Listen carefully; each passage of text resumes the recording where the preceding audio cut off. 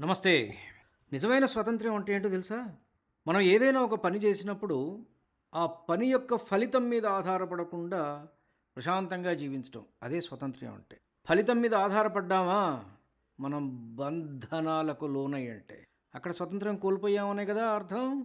అంటే దాని అర్థం ఏమిటి?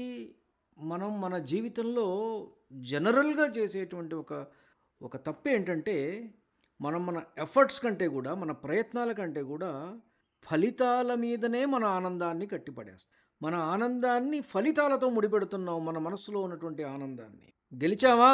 సంతోషం. ఓడిపోతే దుఃఖం, నిరాశ. ఇదేంటి? మన మనస్సుకుండేటువంటి ఆనందాన్ని ఈ ఫలితాలకు ముడిపెట్టడం ఏమిటి మనం అసలు?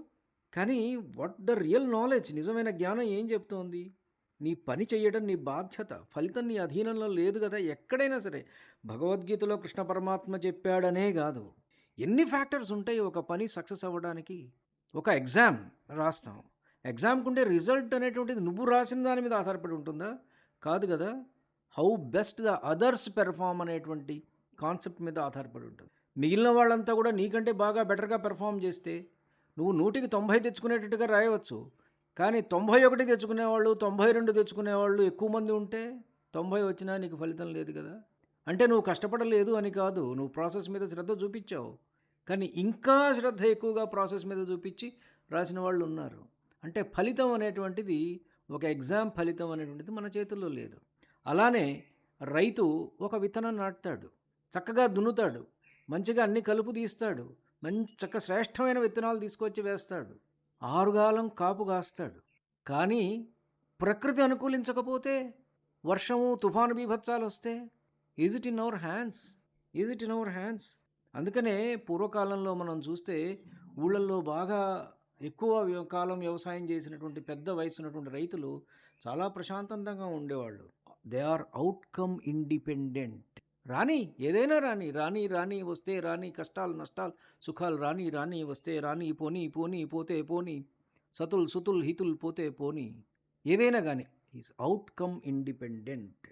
అంటే ఫలితం ఎలా వచ్చినా కానీ మనస్సును స్థిరంగా ఉంచి మన కర్తవ్యాన్ని పూర్తి చేయటము. ఈ విధంగా జీవిస్తే ఒత్తిడి తగ్గుతుంది, మనశ్శాంతి పెరుగుతుంది, విజయాలు ఆటోమేటిక్గా వస్తాయి, సహజంగా వస్తాయి. ఫలితాన్ని మనం వెంబడించామా, if we are after the result, then anxiety, ఆందోళన మాత్రమే మిగులుతుంది. ఫలితాన్ని వెంబడిస్తే ఆందోళన వస్తుంది, ప్రయత్నాన్ని ప్రేమిస్తే ఆనందం వస్తుంది.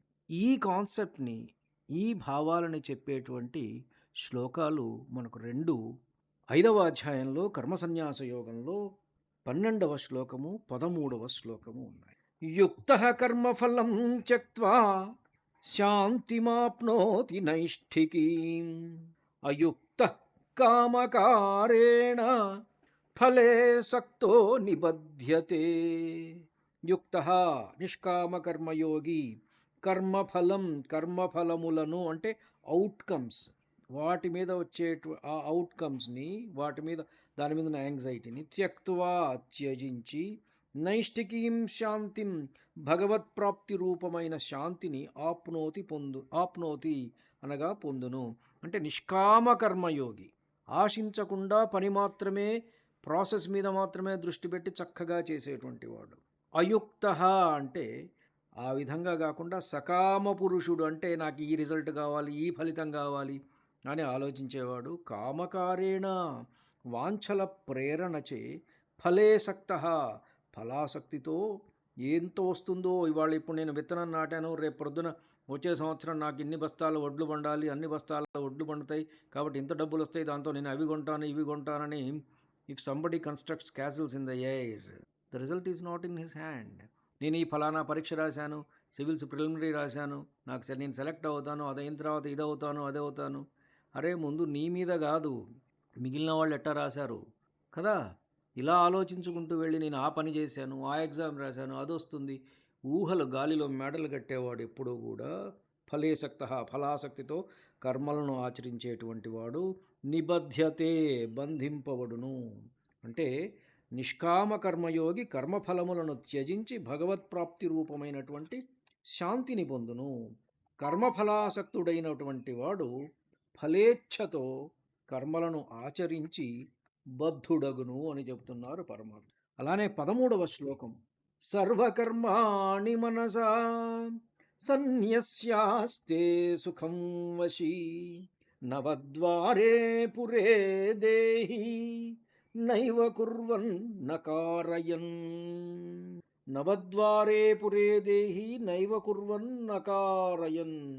వశీదేహి అంతఃకరణమును వశమునందుంచుకొని సాంఖ్యయోగమును ఆచరించు పురుషుడు న కుర్వన్ కర్మలను ఆచరింపక న కారయన్ ఏవా ఆచరింపజేయకయే నవద్వారే పురే నవద్వారములు గల శరీరము అనేటువంటి ఈ నగరమునందు సర్వకర్మాణి సమస్త కర్మలను మనసా మానసికముగా సన్యస్య త్యజించి సుఖముగా ఆస్తే సచ్చిదానంద ఘనపరమాత్మ స్వరూపమున స్థితుడయ్యుండును. అంటే అంతఃకరణాన్ని తన మనస్సును అదుపులో ఉంచుకొని సాంఖ్యయోగాన్ని ఆచరించేటువంటి పురుషుడు కర్మలను ఆచరింప చేయకుండయే నవద్వారములు గల శరీరమునందు సమస్త కర్మలను మానసికముగా త్యజించి సచిదానంద ఘన పరమాత్మ స్వరూపమున స్థితుడై ఆనందమును అనుభవించును అని చెబుతున్నారు పరమాత్మ. ధన్యుణ్ణి. నమస్కారం. మీ ఊటుకూరు జానకి రామారావు.